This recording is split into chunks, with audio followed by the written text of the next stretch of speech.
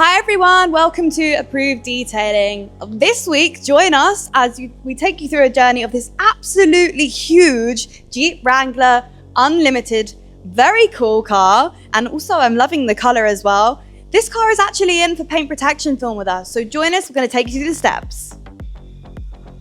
So, this car has already been washed, but right now it's in kind of the first stage in its journey with the paint protection film. So as you can see here, our guys are doing paint correction, which is very important because you can't do a good PPF if the surface below it is not good in the first place. So we're masking tape the areas up here so we don't damage any of the plastic. And we're going to do a full check of the car now, check any imperfections and things like this as well, at the same time as perfecting the paint.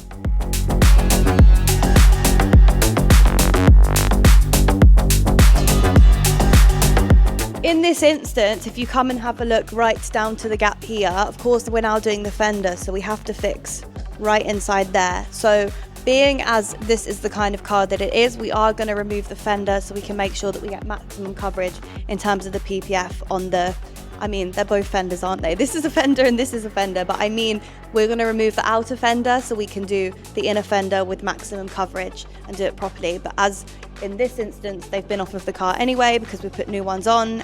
It doesn't really matter, but usually we don't like to do these parts, as you guys know. Better to leave everything as is.